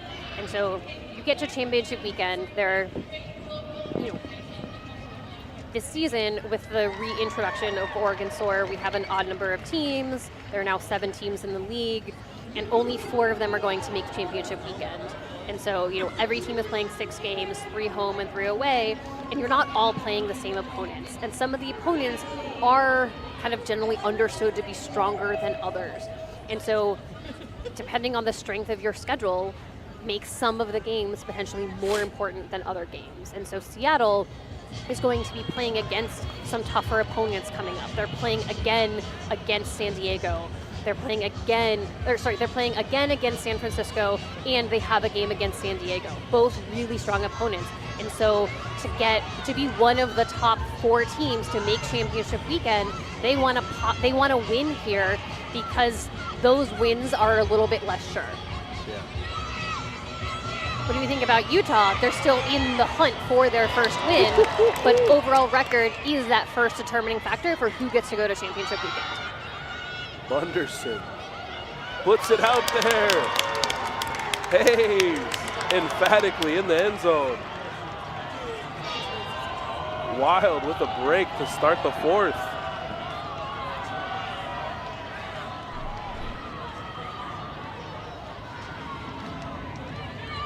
Hey. That's a really nice grab by Bunderson. Way to track it.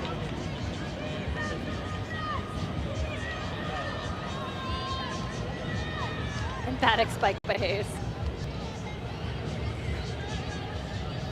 Bunderson is noted, Wild noted Bunderson as one of the players to watch this game, describing them as a rookie with some massive hooks to propel the D-line offense.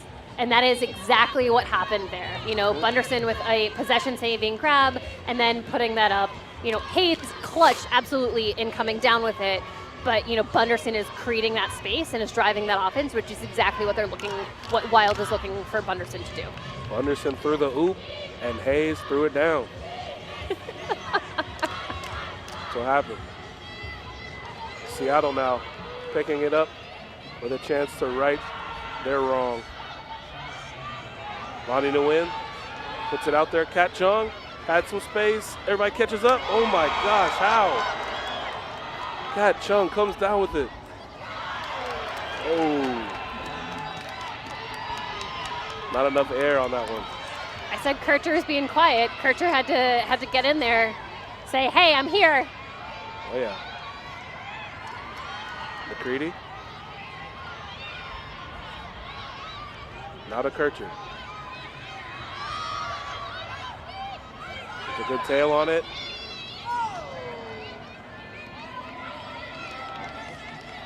Garrity and Cherwink talking it out.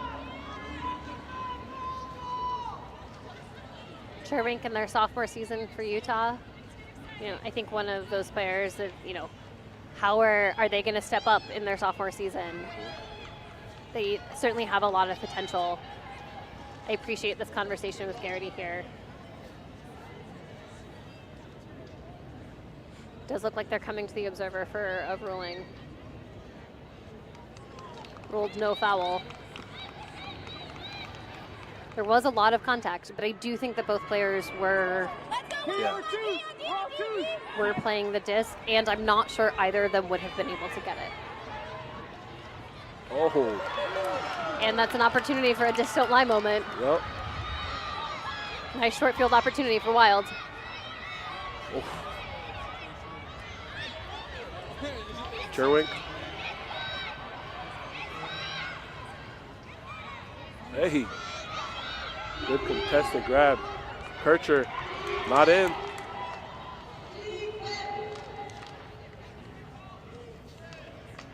Offensive foul. Great D by Tremonti on Kircher, and Kircher really securing that with that poise.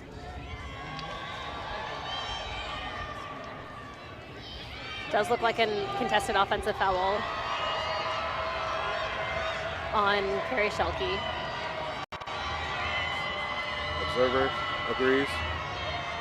Sends it back. Kircher. Having a conversation about what the stall count should come in on. Looks like they're agreeing it's coming in on 2. Play stall. And we're back. Cherwink. Ooh. They're using them lunges. Swinging it now.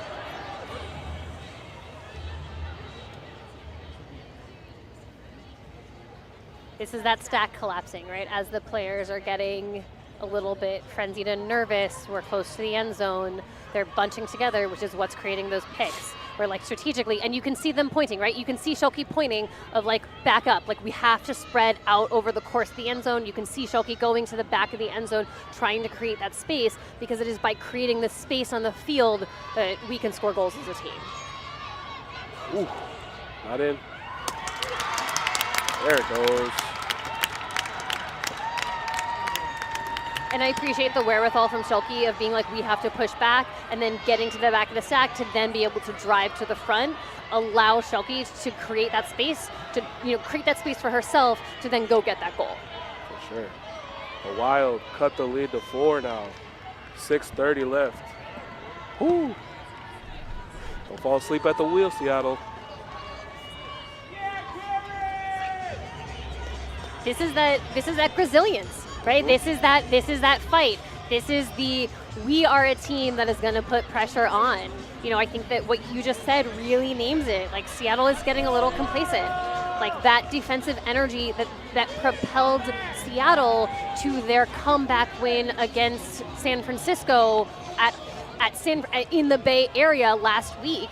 Like, that defensive pressure is what Tempest rode to that win, and potentially it's what Utah's going to ride to win here if Seattle doesn't pick it up.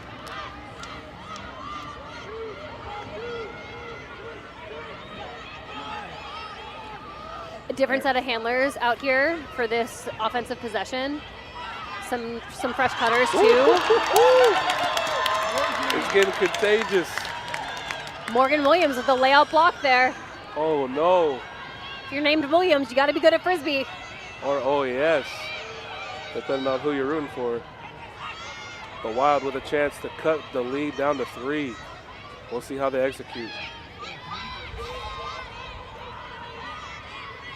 Wild's offense looks a little bit messy right now. Hey! Tremonte! Ooh. Little head tap in the backfield. Lonnie to win. Yoink, give me that. Jesse Crowley drops it off. Charlie Eide caps the goal off. That defensive pressure by Tremonti is what created that opportunity, right? Like closing in on the handlers, I think is rattling the offensive pace, and particularly for the D-line's offense for the Wild there. You don't have the kind of the depth of throwers that you do on the Wild O-line. And so, Tremonti pushing that, it creates this opportunity. Captain Jesse Crowley to veteran Charlie Eide, someone similar to Lexi Garrity, who's really been part of the Tempest program since its inception. Like, through all of the different iterations, had the opportunity, also played on Seattle Cascades, in the UFA. Charlie Eide has been there, done that, knows what it's like to play in pressure situations and take care of the disc and get the ball done, and that's what you saw right there. The definitive grab to keep this lead at 5. Yeah, that was a 2-point swing there. Quick turnover, Seattle capitalized. Could have been 13-16. And keep in mind, that was still a hold for Seattle. For sure. Alas, Utah now on offense. 5 minutes left in the game.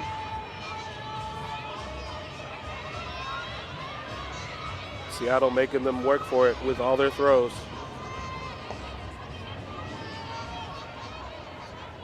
Seattle, the team that threw zones or junks the most of any team in the league last year. And, I think that we can see why, right? Like, this is effective. It is slowing down. Like, right now, it is to Seattle's benefit to slow Utah down, to burn clock, and playing a zone that is effective at getting the blocks and also making Utah throw a lot of passes is a strategic advantage. Really testing the patience of the offensive crew for Utah.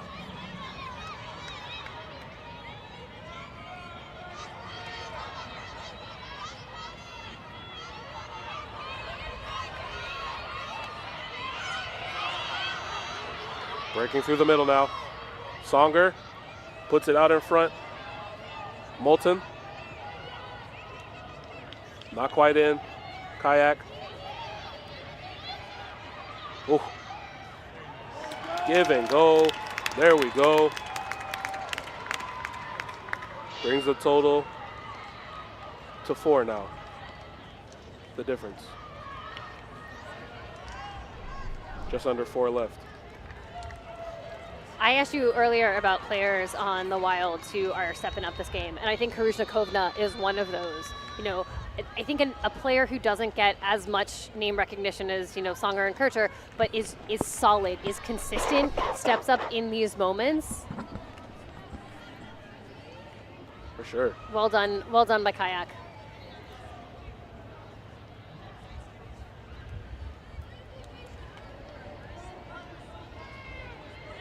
their second season, settling into the league now. Roller pull here.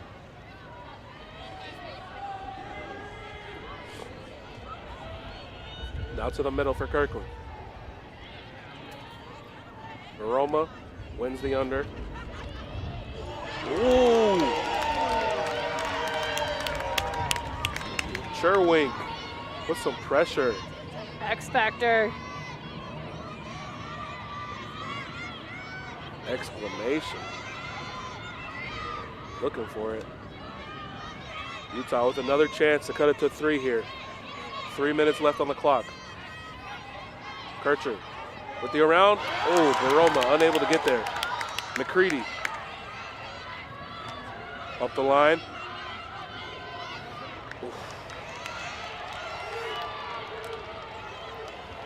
Shelby with the misexecution there. Seattle in no hurry to pick up the disc here.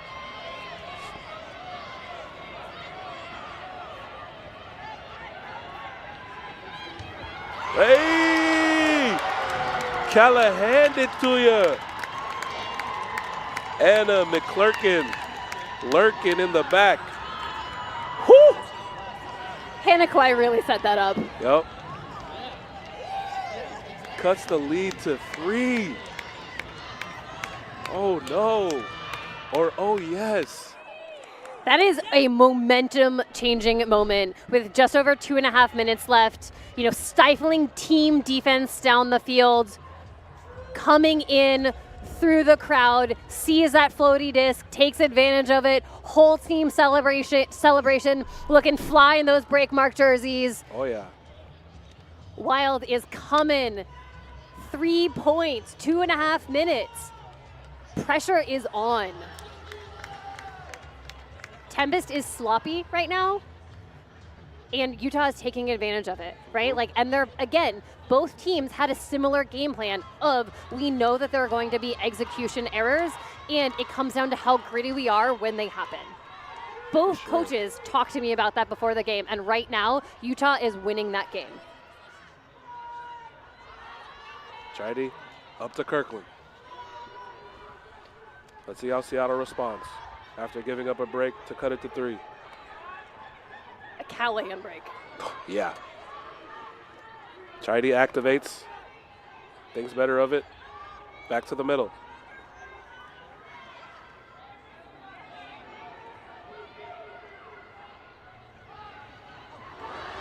Ooh.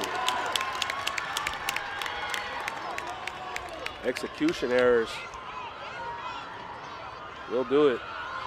And McClurkin there to finish it, right? Like keeping tight pressure on Crowley. Morgan Williams.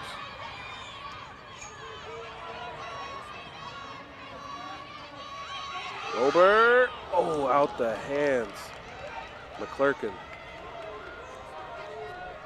That's a D-line that can put on a lot of tight pressure, but is having a hard time generating that offensive on the turn. So I think that's really a space that I know that Utah has been focusing on, but I think there needs to continue to be okay, as a D-line, once we get the disc, what can we do to convert? Resuming play here. Erickson. Putting it out there, Julia Hasbrook. Seattle, 1 minute left. Lead back up to 4. Another goal for Hasbrook. Increasing that plus-minus rating. You know, what is it I'm doing? Sometimes it's hard to quantify. I'm in the right space at the right time. For sure. And it was a nice leading pass by Erickson.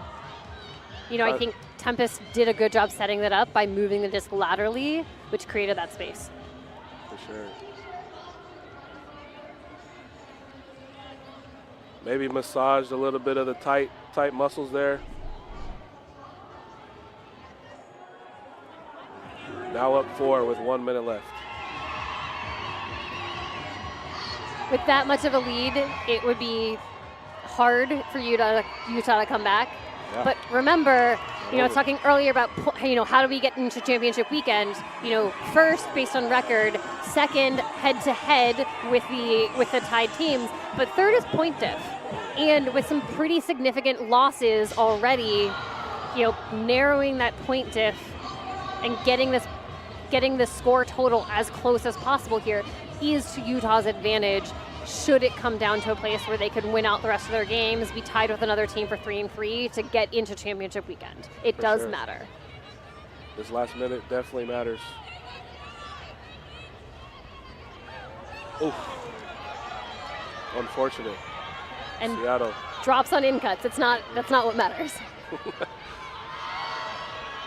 Crowley sends it. Not in is the call.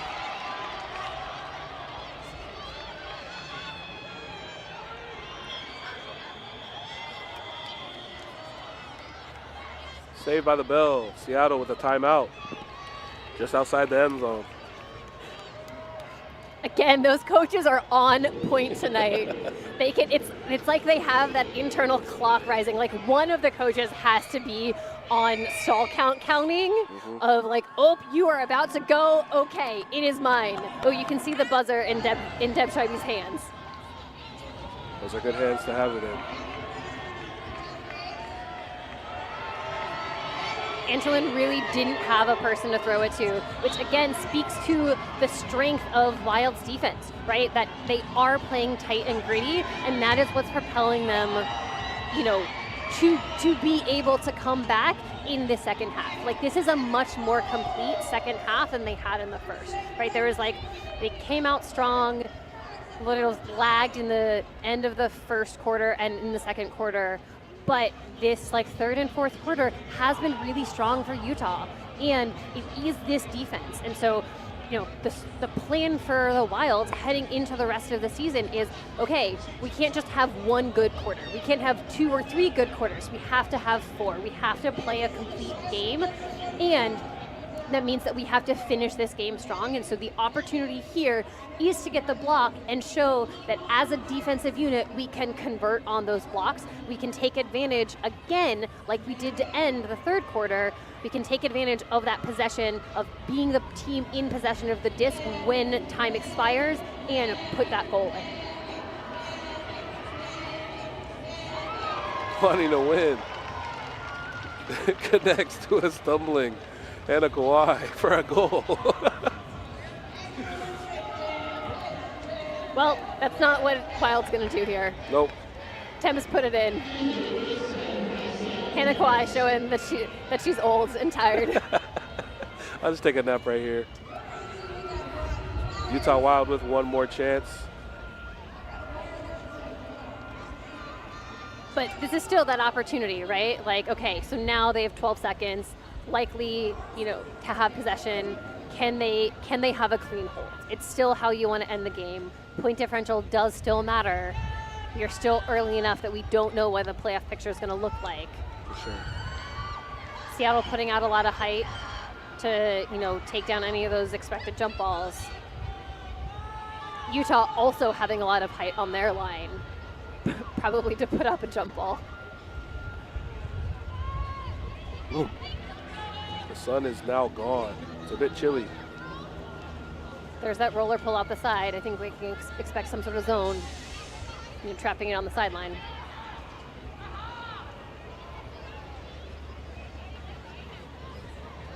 Atwell with the disc.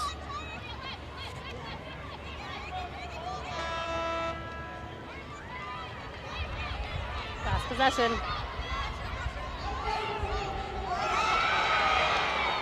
Snags it out the air. Throws it up there anyway, but will not count. Morgan Jones ends the game with a stat. But not a second stat. Doesn't also get the assist because time expired. Yep. That was not a goal for Seattle. Game ends. Seattle does end the game. Seattle wins over Utah Wild. 19-14. Solid showing here from Seattle. missing a couple pieces, incorporating some new pieces. It's still a work in progress for everybody. Middle of the season now. We're not early in the season anymore. We're in the middle. Both teams have now played 3 games, so they are halfway through their game count at week 4 of our 9-week season. And I think that both teams are learning and growing, right? Yes. We saw both teams mature over the course of this game. We saw them use the tools in their tool set. We saw them, finesse some of their tools, make changes to their game plans. And I think that both teams have a lot to be proud of. And I think the challenge for both of these teams as we head into the end of the season is going to be keeping that consistency over 4 quarters. How do you keep the energy high? How do you keep that defensive pressure high? How do you, clean up after you make these execution errors? Both teams have really bright futures ahead of them and have a lot to be proud of for the performance that they put forward in this game.